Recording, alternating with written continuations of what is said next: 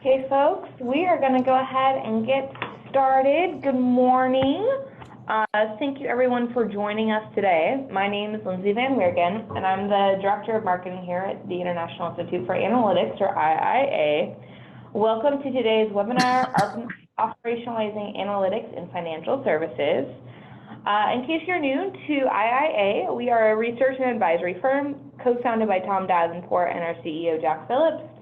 And we work with companies to grow their capabilities, improve performance, and get the most impact from analytics. This webinar is part of our ongoing series of webinars that highlight important concepts, techniques, and strategies in the world of data and business analytics. Our clients rely on IIA to provide unbiased insights and a range of perspectives from our network of independent analytics experts, practitioners, and partners. So for more about IIA, please check us out at iiaanalytics.com. You'll be able to see some of our research, other webinars, and more information about the services that we offer. Today, we're really fortunate. We have a research sponsor joining us, so thank you to NG Data. NG Data worked with us to sponsor the paper that will be coming after this and then today's webinar. A little bit about NG Data. They focus on supporting enterprises' intelligent engagement and with NG Data's platform to uncover emerging opportunities in customer data and for the orchestration of hyper-relevant experiences. Through an intuitive UI, marketers and business users gain unprecedented access to internal and external data, an AI-powered suite of capabilities to analyze, predict, and orchestrate dynamic one-to-one experiences across millions of customers in real time. So thank you, NG Data, and we're really excited to have their Vice President of Operations Professional Services, Russell Sangster, on the webinar today. So before we dive in, there's a little bit of housekeeping that I wanted to go over. One, please submit your questions today in the chat panel. So you'll see that up on your control option to do a chat. You'll see a chat coming from me here in just a moment. But that is where you will go ahead and submit any of your questions. We'll be taking questions throughout the presentation, so please go ahead and submit them, and I will be asking the gentleman presenting as they come in. Also, there will be a recording of this webinar sent out along with the research paper that was done with this research. So that will be coming to you shortly afterwards.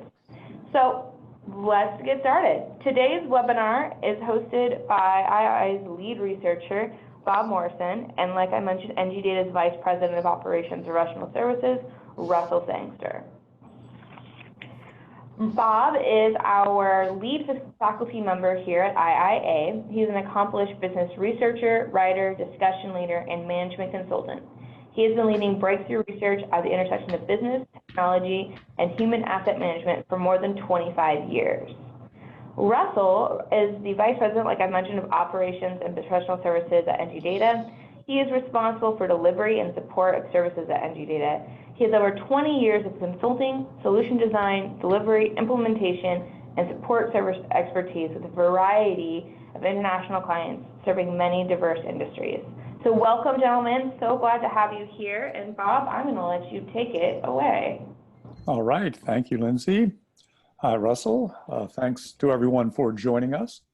If we can please put up the agenda slide, we'll take off. Our agenda is pretty straightforward, but Russell and I have a fair amount to cover, and so we'll move fairly briskly.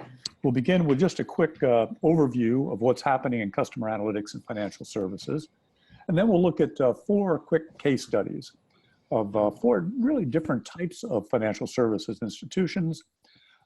They're different sizes, they have different local challenges, but then in the latter portions of our discussion, we'll look across them and see that they have much in common. Things in common in terms of the data and technology foundations they're trying to build, and also in terms of their success factors for our topic today, operationalizing analytics. And then we'll wrap up with Russell sharing his thoughts about what's next, and we'll have opportunities for Q&A perhaps during the presentation, but certainly at the end. So on the next slide, a quick look at the landscape for customer analytics and financial services. On the one hand, we find that customer analytics is just getting more and more essential. And that's because financial products and services continue to be commoditized. And so organizations have to distinguish themselves on the basis of the customer's experience. And customers more and more expect to be recognized, their services to be personalized, and being able to do that for customers has really become table stakes in this industry.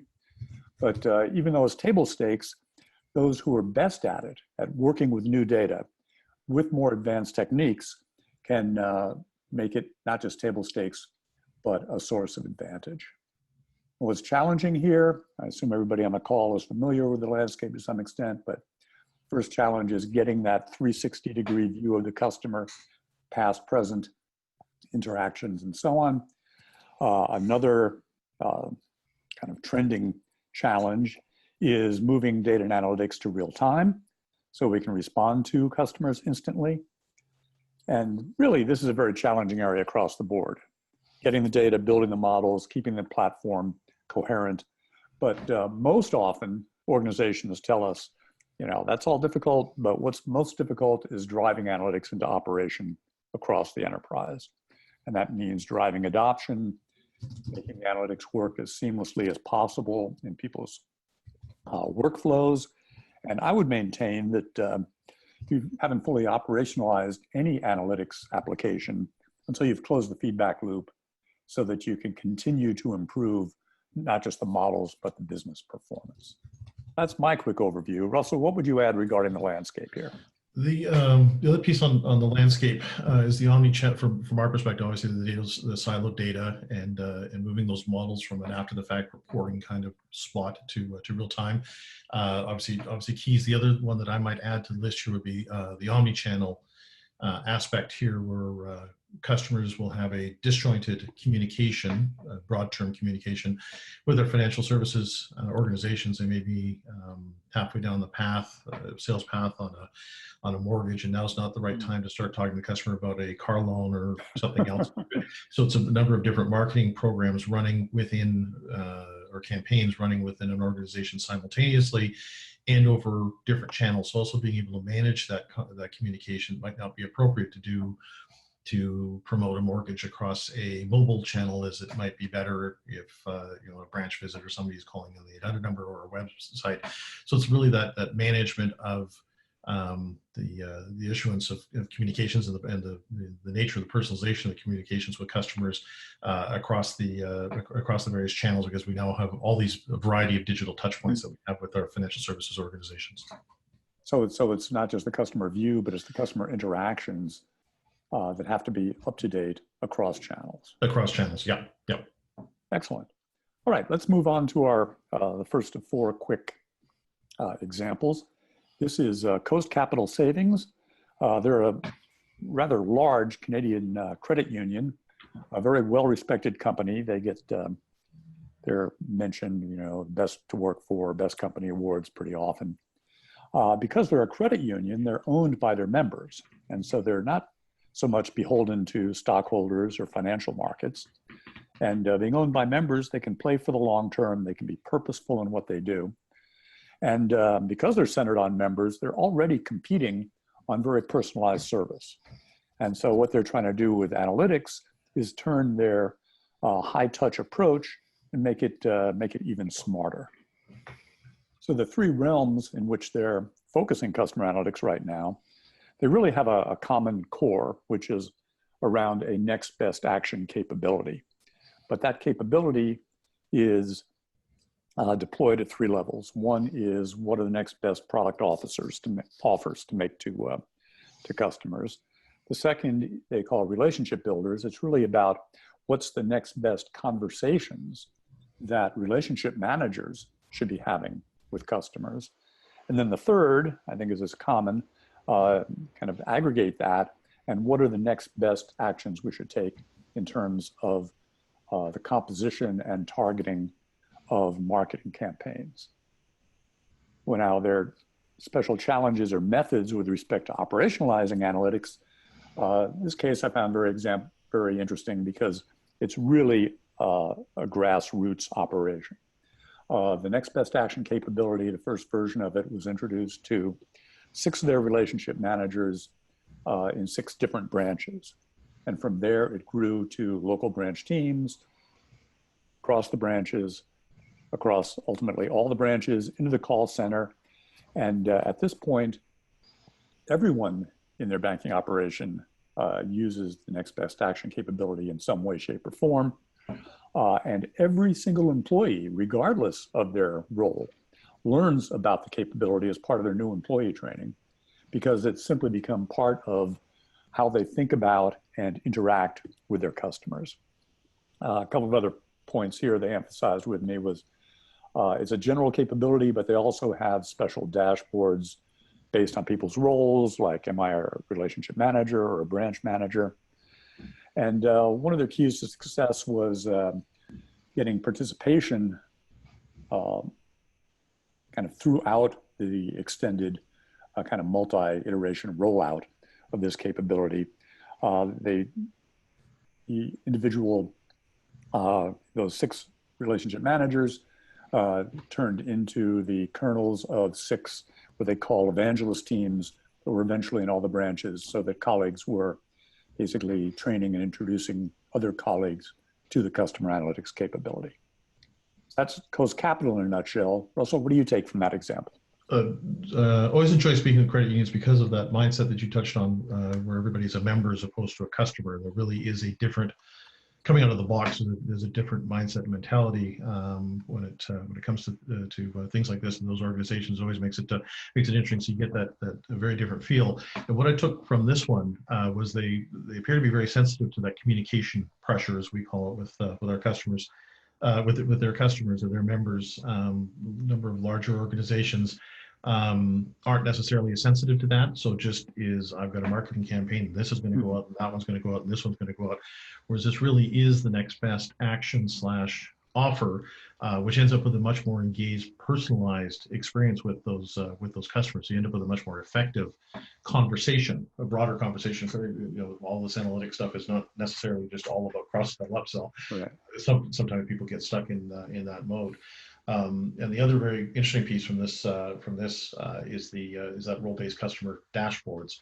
At the moment, what we see primarily in large organizations is the operationalization of analytics, which is great, but it really tends to lead towards either personalization for web experience or mobile experience or outbound campaigns, and not necessarily as much for the frontline team members to be able to have those tools at their fingertips as they're engaging in this particular case with the members. So I thought there was a couple of very interesting points here with the Coast Capital savings.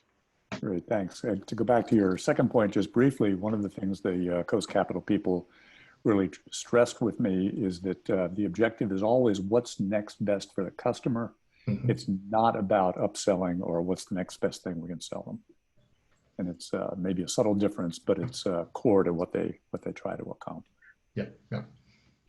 All right, so the next example, rather different type of organization, is KeyBank. We can move to that slide. There we go. And you'll notice, everybody, that for these 4 cases, we've got the same categories we're covering. So they're structured the same way.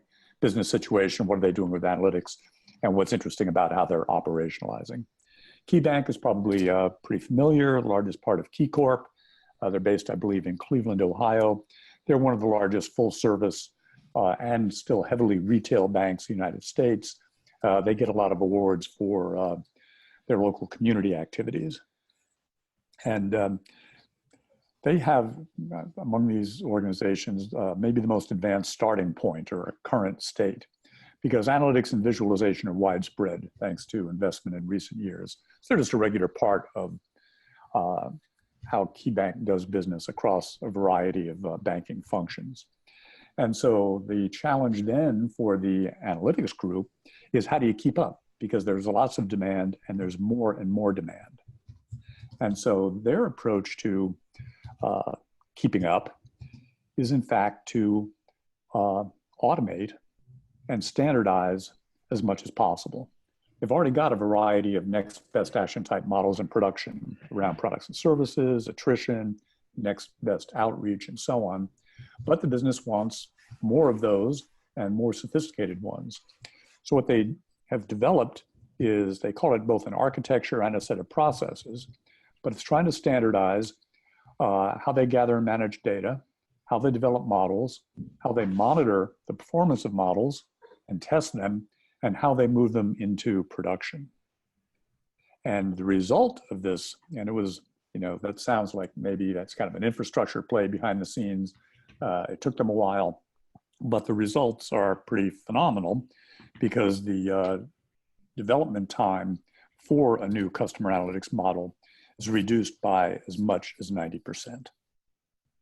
Other things that stand out here is, even if a lot is automated, you've still got challenges around operationalization, because you still need to drive adoption. So they have a couple of kind of core philosophies. One is they iterate. They often start by satisfying a simple request from a business person, but then through iterations of the models or the applications, they wind up covering bigger business problems and providing more complex capabilities. And of course, they can do it on a faster cycle, which is the whole idea here. And then they're also very collaborative, the analytics people, with their business counterparts. They work together, they prove that it's going to work. And because the organization is already attuned to using analytics, they can scale and roll things out very aggressively.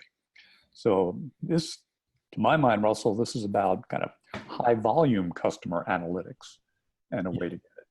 Yes, yeah, I completely agree with you. And their concept of the power of one, pick something, even though it might be an incremental gain, and pick it up and run with it. It's this iterative nature that I think is very attractive with this this particular example at KeyBank. The number of times you'll see within an organization, once the goal of a model is deployed and operationalized, whatever that might mean, sometimes there's a mentality and a mindset, okay, done, that was the goal, that's the, and that's not the goal, that's just the first deployment, right? Then there's the ongoing training, and talk a little bit about that later, ongoing training and models, and paying, staying up and paying attention to the things that that you're doing. But to create this kind of environment where you've got this high iterative, fast development process is key, right? So somebody's got an idea, let's give it a try. It works, fantastic. It doesn't work, okay, maybe you tune it up and maybe move on to the next one.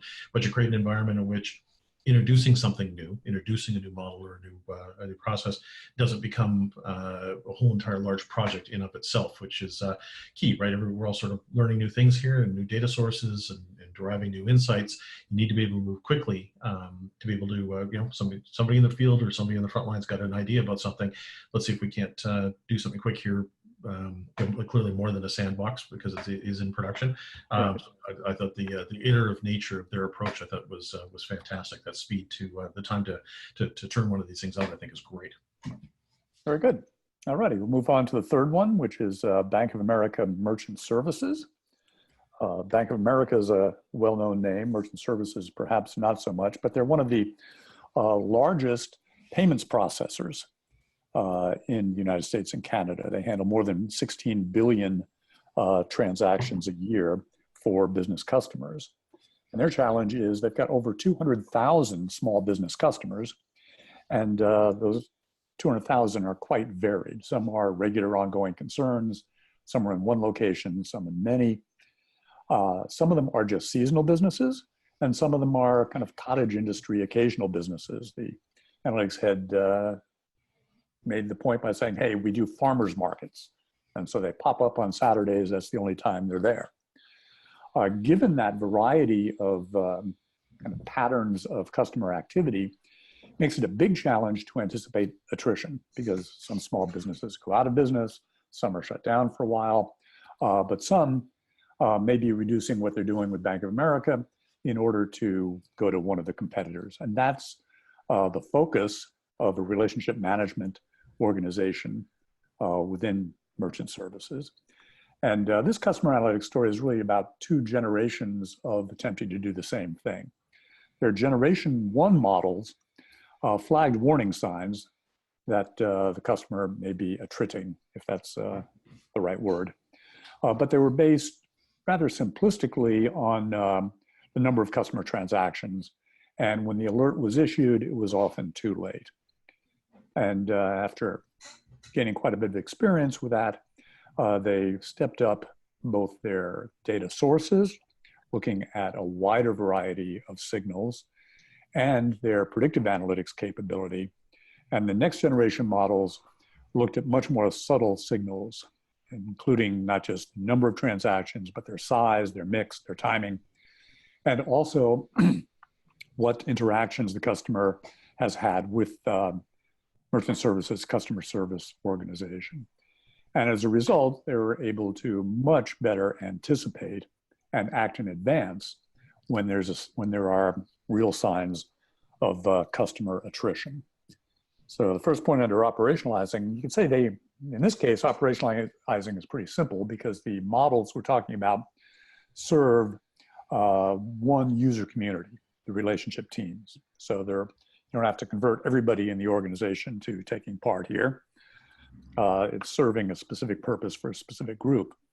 But head of analytics told me that there are also operationalization challenges with the management team because some of them had difficulty distinguishing between the two generations of models. And at first glance, the more predictive models seemed to them to be less precise.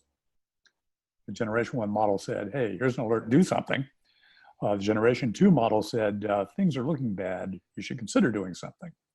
And even though the generation 2 model is providing much earlier and better advice, it didn't seem quite as precise. There was some management education to be done there. And the thing they're still working on with so many customers of so many different types is closing the feedback loop on, okay, what action was taken with a customer, what did the customer do, and feed all that back into improving the models over time. So this is about how operationalization challenges kind of change or could change with each new generation of a major model. Russell? Yeah, the takeaway I had on this one is not just, lots of our clients or customers say, we have predictive models, and that's fine and that's interesting. You get a predictive model and you run it at the end of the month, and a week later it gets distributed out to some team, so therefore it's too late. Back to your example here, and we see that a lot across most all verticals. It's about real-time predictive based on historical trends for a given customer or other like customers. So you get the more subtle signals then that you can now pick up to drive some insights for customers.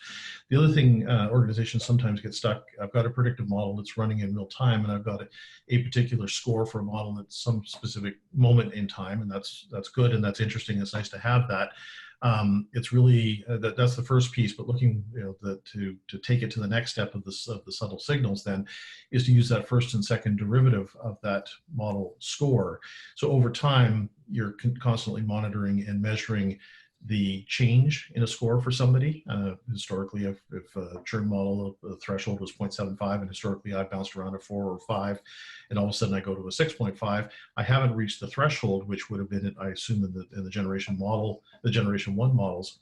But in the generation 2, because of the velocity of the change that I had in a negative fashion, tracking towards trading, I haven't hit the 7.5, but now I've gone to 6. Now's the right time to reach out to me, not later on. So it's not just being predictive; it's the real time being predictive, but also being able to monitor that first and second of derivative to monitor the velocity, the path of change and the velocity of change that I have as an individual customer, which takes you to that, the more subtle signals as you're talking about with the management team, but that's where you really drive it, so that way you can reach out to that right customer at that right moment. That's very interesting. So the objective here is to be predictive, but not simply be predictive, actually capture the moment. Yes, yeah, that's the ideal time or the earliest smart time. That's correct. That's correct. Very good. All right, so the fourth one is another business-to-business operation, Silicon Valley Bank, specialized B2B. They may not be a household name, but in fact, they've been in business for 35 years. And some of the companies like Pinterest that they've supported are in fact household names. So they're a commercial bank aimed at tech and life support startups. And their mission is to or their objective is to grow their services with these companies as the clients go. Their motto says, we want to support you from infancy to infinity sounds a bit ambitious, but that's fine. A bit like with Bank of America Merchant Services, the analytics are aimed at equipping the relationship teams, but whereas Merchant Services was focused on avoiding attrition, Silicon Valley Bank is trying to equip the teams to recognize, acquire, and grow new clients. So their customer analytics initiatives have three main thrusts. One is, they call it a Client Insight Center. It's a one-stop 360-degree view of the customers, so of existing customers, so that you can plan the next best interactions with them. Second is around client acquisition, looking at experience within their portfolio plus marketplace data about potential candidate clients. They go prospecting. And the third is, they call Deal Pricer. It's to optimize custom deals. And for a brand new company, I would assume that a lot of the financial deals, loan arrangements, and so on are in fact custom. The Deal Pricer tries to find win-wins for Silicon Valley Bank and the customers together. And their head of analytics described the operationalizing tricks of the trade, if you will. Number one, she said, here analytics is a team sport. You've got to work with the business people well. You've got to be empathetic, ideally both ways. And their team brings not just analytics experience, but genuine functional business experience, to the point where they don't just discuss the business possibilities for analytics, they can present them, suggest new possibilities. A second, and this echoes KeyBank, they tend to start simple and then expand capability with each iteration of a model. And then actually, echoing Coast Capital, they use the early adopters to train their colleagues in these relationship teams. And that's our last one. Russell? Yeah, the one piece you touched on, the ties back to a couple of other examples, which I thought was good. To start simple and expand capabilities, always a recurring theme here, that iterative approach to things. And in this use case with the second and third party data, we in the previous examples we really didn't talk about, it was primarily all first party data, which is where an organization should start anyway, because it's the data they know, it's the data they can get their hands on. But as an organization matures, then they begin to look at that second and third-party data, purchasing perhaps social demographic information to make some determinations about their customers, given their residential address, those kind of things. It's expansion in the use of that second and third-party data. And that's where things get very, very interesting in terms of a challenge for the teams to think about. Okay, now there's all of these pools or pots of data out there. How's the best way that we can utilize this? And it's really really helps bring together the business analytics and a marketing team together within an organization. And where we see successes where they sort of stand a matrix team up with those disciplines included, and it becomes a very interesting mental challenge as much as anything else to say, okay, we've got this other data together. What can this really mean to us? And you'll really see some teams get jazzed up and excited about their projects, because it's not just I'll take my debit card and credit card interactions, determine the MCC codes and that kind of stuff. It becomes a very interesting, and you quickly will expand that deployment implementation within an organization. Excellent. Lindsay, do we have any questions that have come in relating to these operationalization techniques, or should we save the Q&A? I think we should probably save it towards the end, just so we have got time to get through all of the content right now. But there have been some great questions that have come in so far. All right, very good. We'll charge ahead. So I promised we would look across, and we've already seen how some of these organizations face similar challenges and employ similar techniques. Just a little bit about how they build data and technology foundation, not being technology or vendor specific, but what are the common objectives across these companies? And as we've mentioned several times, one is to have that up-to-date 360-degree view across time, and as Russell said, across channels, to drive individual customer interactions. You got to be precise at the individual customer level and do things like next best action. At the same time, you've got to have a robust aggregate customer view in order to do marketing campaigns, scoring, targeting, benchmarking, learning how to improve. And kind of behind the scenes, the organizations need a platform that has all of the capability to support those things. And maybe one of the most important capabilities is the flexibility to embrace new forms of data as they materialize for us. Those are the common objectives. Common challenges, and point out just really maybe there are just two here. One is the technological basics are in flux. Most of these organizations are partly in or moving into the cloud. I think almost all of them are trying to make more use of real-time analytics on up to the second streaming data. And they're all looking at ways to use more advanced techniques, including AI and machine learning. So it's like the building blocks are changing on the technology side. And at the same time, the data is always changing. As the last quote here, generating and managing data is a nonstop journey. The data environment, I don't know, we keep simplifying it and then something comes along like data lakes and they get more complicated. One of the complications is that in this space, we've got carefully curated data that we use to make individual customer decisions.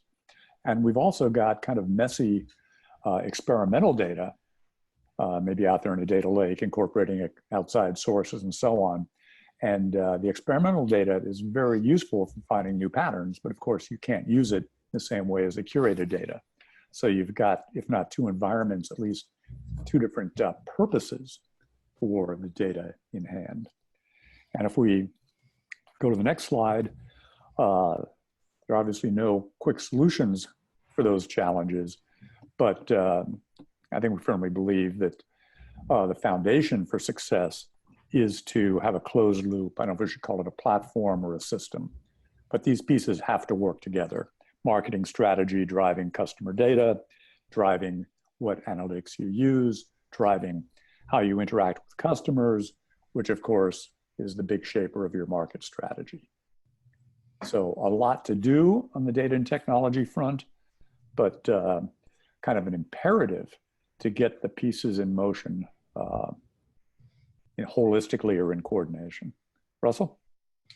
Yeah, yeah, absolutely. It's the it's not just the technology; it's also the team members themselves to bring together into this closed loop platform. And the two groups that heretofore normally haven't spent a whole lot of time together, the analytics and the marketing groups, not necessarily across our mix of customers and clients. And it's one of those cool things when we work on the technology pieces of bringing the data together. It might just be dumping everything into a data lake or whatever the case might happen to be, or working on some data governance related activities in support of their analytics, perhaps a master data management or data quality or data catalog projects. But getting the after the fact analytics process, where you're heretofore what's been an after the fact analytics project and moving that into running in real time, then the analytics team really sees how on a real time basis and a runtime basis, what they're doing really does fit in very tightly with the marketing groups, and the marketing groups then really come to really understand the powerful things that they can get accomplished with the analytics team, which then just keeps circling and getting tighter and tighter and getting better, because you end up with better customer engagement. They're pleased and they're happy, right? It just makes everybody, it makes the whole entire system perform better. So it's not just the technology platform with the feedback loop and the closed loop. It's also within the team themselves, including the engagement of the customer. So you sort of see the two efforts running in parallel, but very much tied to one another as an organization matures with the rollout of their first deployments of operationalizing their analytics. Very good. All right, let's go to the next slide. Actually, thank you, Russell. That was the perfect setup for the first of our 5 success factors. It's about the closed loop of the people who were involved here. So what I'll do now is pretty quickly just run through, again, we're looking across the experience of the 4 organizations, financial institutions that we just profiled, and others that we looked at in the course of this research, stepping back and saying, all right, what are the success factors in the challenge of operationalizing analytics? So we're not talking so much about the data or the technology as the process of moving analytics into operation. And the first one of these is in fact teamwork. The objective really to drive analytics into use is to drive trust in the analytics among the users. And the best way to do that is to have them involved in the process of developing the analytics. So the first success factor I call full cycle collaboration. That means having business partners, subject matter experts, analytics professionals working together in appropriate measure, all the way from formulating the business question to introducing the analytics to the organization. And hey, there's probably work to be done as the models need to be monitored and iterate even after the first round of operationalization has happened. And the goal here for another success factor is mutual ownership in the business and analytics organizations, ownership of both the problem and the solution. And as we emphasized in Silicon Valley Bank example, mutual understanding and empathy across those two groups as they work together. Our second success factor is iteration, which has come up several times. This is interesting. Iteration has, as you see here, just in the examples that we looked at, kind of three different meanings in the context of operationalizing analytics. In one case, you start small in terms of functionality and then iterate as you expand what the analytics, the models can do. That was the case of both Coast Capital and KeyBank. Another way to iterate is to start locally and then spread, kind of clone what you've got. That form of iteration was also practiced by Coast Capital. And then there's how you optimize and maintain models over time. And Merchant Services and KeyBank, in fact, both have versions of how you iterate models that are already in production. The third success factor, the next slide, is integration. In this case, we mean integrating the analytics into the work of the business. And I find it's useful to think about this in three ways: what, how, and why. The what is, of course, you want the analytics, the application, to fit into the workflows and decision processes of people like those relationship managers we talked about. The cardinal sin is having the user feel that dealing with the analytics, even if it's providing good suggestions, if it feels like extra work or gets in the way of quote unquote customer-facing work, then adoption is going to slow down. So that's the what. The how is, how do you get the analytics kind of day-to-day into those workflows? And that has to do often with training or training and support by your colleagues. And then the why is very important because frontline people especially kind of live and breathe what their customers want. And so the benefit of the analytics to the employee has to translate into benefit for the customer, or the employee may not be that interested. To put it another way, on the front line, the employee is interested if the customer is interested. And so the kind of point and value of the analytics has got to serve both. Our fourth success factor is measurement. This is a big part, for example, of closing the loop, but there are some tricky things to measure here. You want to measure the usage of the analytics. You want to measure the actions. In fact, I mentioned that Bank of America Merchant Services is focused on closing this loop. Measure the usage, measure the actions by employees. Did they take the recommendation? By customers, did they respond the way we wanted? And then add that up. What does it mean for business and customer results? So we're looking for a feedback loop, but putting usage, connecting the dots among usage, action, and results is in fact very challenging. And one way to maybe bridge this is to engage the business in the measurement process as much as possible, because that's whose results are being ultimately tracked. And then finally, hope I didn't breeze through these too quickly, but they're kind of basic building blocks. The last success factor is sponsorship. A lot of people mention this first. Even if it's the last thing that comes up in an interview with one of these organizations, somebody always says, well, we could not have done this without support from our leadership of the initiative and of the analytics organization in general. The sponsorship can be direct. Individual executives might own analytics initiatives or the organizations they're serving.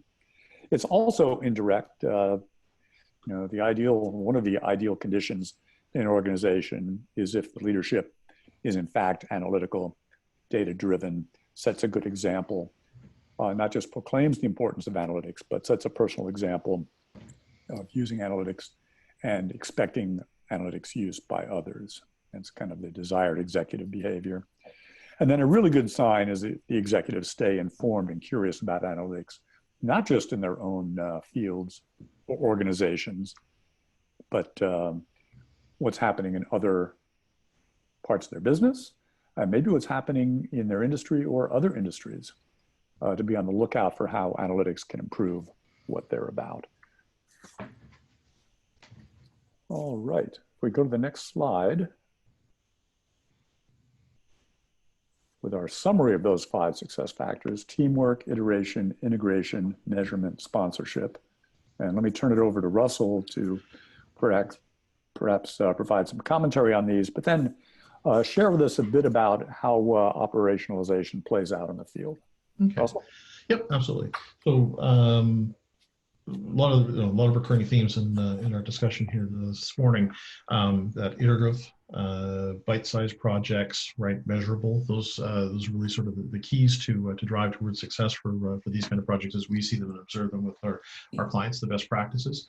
Sometimes with our clients or prospects we speak with, organizations start to think of this as more like a data warehouse project where I've got to have 25 data sources hardened down and perfect data quality before I can get going. And it's really the exact, I know it seems a little counterintuitive, but it's really the exact opposite. It's more about get going and get started so that way you can learn some things about your organization and the data that it has, and then come back to do some of the tuning that you inevitably need to do. So much better off starting off with a manageable project, manageable data, and really it's sort of 3 tranches of data to begin with. Obviously CRM data, your customers / and or prospects. So whatever the key interaction data is for your particular organization, probably current account, credit card, debit card, et cetera, in this realm. And then an inventory of the product services, the things that you want to be able to have a conversation with your customers about. So start off with something very manageable. That's a well-defined project. The data is not going to be perfect. Get over that. Let that go. Right. Get started with it. Oh, but it's hard to let it go. It's very difficult to let it go, but you really have to. And you really want to start with your first party data. The second and third party data we spoke about with the bank, the Silicon Valley Bank example earlier. That's really more of a mature thing to come with future use cases. And even with the customer acquisition, sometimes a project, some people, I need to go out and buy this and buy that list and what have you. You can purchase those for to the extent that you want to purchase a list of names. But generally our best practice suggestion is not to get too deep into second and third party data, interaction kind of data initially, because it sort of clouds it and get your feet underneath you and get running first. Then look to build and expand additional data sources, build and expand the existing use cases that you've got or additional new use cases. And one of the keys here that always seems to get lost is as you add a new data source and as you add a new use case, you continue to build out the data that you have, the data points that you have about your customers and their behavior. With the addition of every data source or every new use case, you exponentially grow the knowledge and the insights that you can derive about your customers. You're not going to know them all right away when you add a new data source, but you expand the possibilities greatly. One of the pieces I touched on earlier was this whole idea of, heretofore an analytics or a data science team generally was working after the fact, data out of a data warehouse at the end of the month, generating some reports, and a report goes somewhere and something happens. There's something really magical. I know I sound a little geeky about this, but when you bring that team into the fold and they see that their models, they now have an expanded pool of data that's available to them. But even to the extent within the existing models that they did have, the fact that these are now runtime, real-time, operational things, and that they are deriving decisions or at least presenting options for decisions for their colleagues, team members, and their customers. You really create a great deal of excitement, and you greatly expand the use of the modeling capabilities and the predictive models that you can create for your customers. The projects really need to be, and I did get this sense with one of the examples earlier, they need to be measurable, and transparency to results is very important. The sunshine law kind of approach in my parlance. Which really does bind that team together, because now you're in it together, and over time models deteriorate and need to be retuned and tightened up a little bit, and so having a good measurable ROI and transparency to the results of the things that you're doing will only improve the overall team performance, and just really helps with the deployment in ingraining the analytics within your organizations. I can't speak more highly about moving analytics and models into that real-time runtime place. And then to the extent that an organization has a digital journey, Bob had touched on earlier, or from a technology platform, organizations are in flight here, going to the cloud, things like Hadoop and that platform for big data and data lakes. All organizations are in that same sort of state of flux. So to the extent that your organization does have a digital journey underway, perhaps be that master data management, data quality, or data catalog projects, look to fold into that overall landscape. Don't look to lead it necessarily, but look to be a participant and a stakeholder in that process, because to every extent, every organization has some level of this going on. Let it get in front of you, everything up, make sure that you've been in it, because you don't want to create, you're in here trying to knock down the silos and bring all the data together for the various parts of the organization. You don't want to be one of the organizations that now stands up their own silo separately. So it's just we see this digital journey overarching data strategy architecture kind of projects bubbling up in lots of clients. So you want to sort of make sure to pay attention to that and to be a participant in it, so you don't create a one-off and then forever have yourself a challenge trying to support and manage your processes in addition to the organization's other processes and the direction that they're going. Very good. Okay. All right. Did you want to move to the next slide to talk a little bit about some of these use cases? Okay. So within, it's always interesting where an organization wants to enter and where they want to get started with their use cases. In the standard sales cycle that any customer will go through: awareness, consideration, acquisition, onboarding, servicing, advocacy, and then retention of the customer. So whether our customers enter in because they've got a customer acquisition challenge, so they're worried about retention, or it's a customer acquisition, so it's the awareness and consideration. The idea is this loop never stops. And when you're thinking about your use cases and when you're thinking about how you plan to roll this forward, we always sit down with our clients and our prospects to map out, at a high level, 18 months to 24-month roadmap of here's the use cases that we would foresee over time, and the sequencing in which they would fall in line. Now, it will change for sure, without a doubt. But the key that we found, that the outcome is not necessarily the roadmap itself, but it's the thinking that the organization then goes through. There's an immediate problem today. We got a customer retention churn problem, so that's what we're going to solve, and not thinking about how what you solve here can help with other things. But taking that breath in the moment, which is always a difficult thing to do because there's a mad dash to solve a challenge or to jump on a new opportunity. Taking that moment to take a breath, to map out the broader view of how you might operationalize analytics across your organization, not at a real detail level, high level tranches of styles of use cases, then really helps an organization sort of get their mind around, okay, this is how this one thing fits into the broader picture, which goes a little bit back to the sponsorship and some of the other items that Bob was just touching on. It really helps place the efforts in what somebody is doing with a specific use case and how it might fit into a broader scheme. And it might completely reset a set of priorities if an organization looks back, yes, we've got some short-term pain or some noise around one thing, but you know what, we'll do that. And then we thought we'd do these other things, but now we'll map this out a little bit differently because it makes sense in terms of availability of source data or where we think the return might be for an organization. So being able to take that breath at the moment, which I say is difficult, is always a key thing to do. Before you go to the next one, I just got to remark, you remind me that one of the most valuable skills is the ability to look upstream and downstream in the heat of the moment. Yes, eyes in the back of your head at the same time. That's exactly what's happening here. Very good. Yep, absolutely. Next Right. slide. Move to the next slide.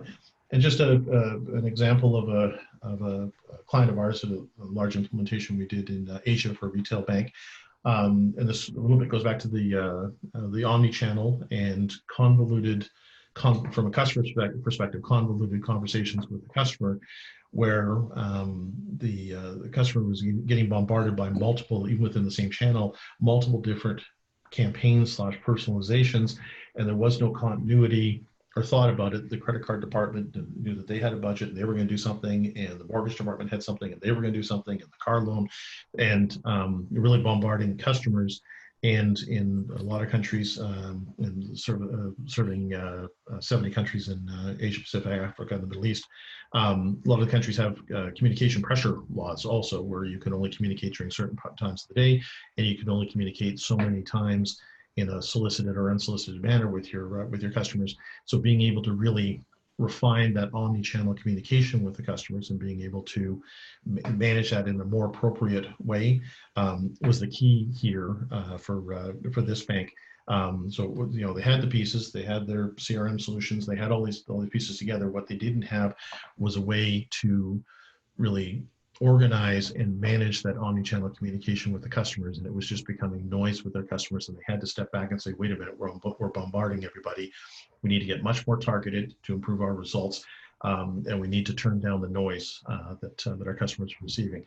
So thinking about the affinity symbol on the previous slide, you know, this really came in with the you know, cross-sell, upsell, acquisition sort of use case. This happened to be banners for credit cards primarily. But then, you know, again, that was the piece, mapped out the roadmap, and then quickly moved into other parts of the organization, wealth management and other divisions within the groups. Because they're now creating this, again, with the 70 countries, siloed data everywhere, brought it together for the first time, ding, a lot of lights go on. To start to roll out some of these use cases. And then it's okay. Now that I've got this piece, now let's look like customers. Let's see what we can find in here. So what started with more personalized banners on the website has now become a very pervasive deployment across a number of different channels: wealth management, outbound calling, you know, text messaging, a whole bunch of channels, but an omni-channel, consistent communication with their customers. Very good, Lindsay. I think we should probably jump to the end and see if we can work in a couple of questions.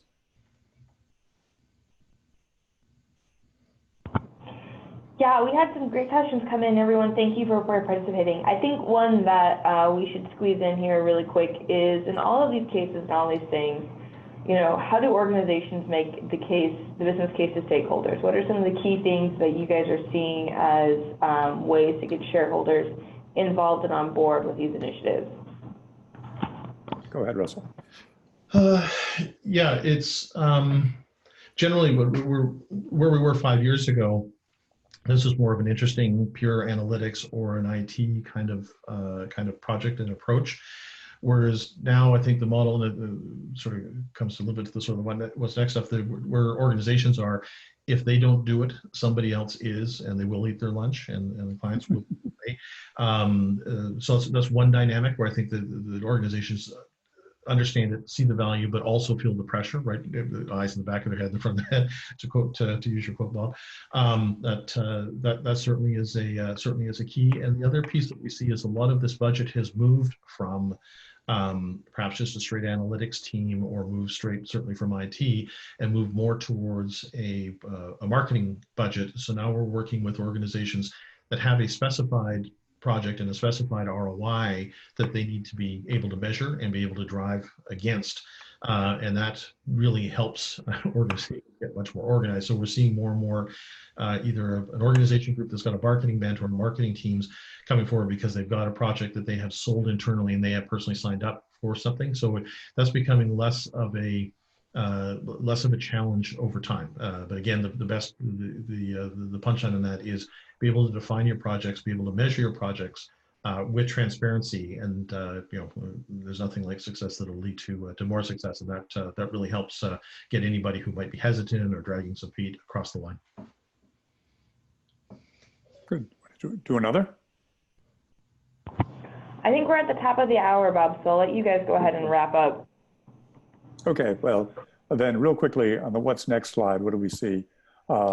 Well, financial services are going to continue to rely more and more on analytics, not just in the customer space, also in, for example, regulatory and compliance. There's a lot of pressure. Customer analytics demand, we see it only rising. Customer analytics supply and opportunity is still there, as Russell has put it very eloquently. New data, new analytics spell new opportunity if you know how to look at the data that's coming your way. And maybe, Russell, I'll ask you, what's your take on what's next for the organizations that are already analytically successful and mature? What should the best companies do to stay ahead? Yeah, that's a interesting question. That you're the best today, right? So obviously, or you're pretty good. Yeah, or you're pretty good, right? They keep leaning forward. There's always more to learn. There's always more to do, right? So keep leaning forward and doing the things that you're doing. The practices and the models and the programs that you put in place, keep an eye on them. We do see organizations in which put those, as I highlighted earlier, put them in place and then think that that's the end, and it's really the beginning. It's the end of the beginning, or the beginning of the right. of the next piece. Back to the teams, and I know I sound like a broken record about this transparency and measurable results, but that really helps ensure that your business, your analytics, marketing, operations, there's all kinds of data-driven operational use cases, analytics use cases, and sponsorship are all aligned. That really is, I can't speak highly enough for that as a key. Really help organizations really focus on what it is they're looking to get done and get accomplished. Always examine the data timeliness and quality within their organizations.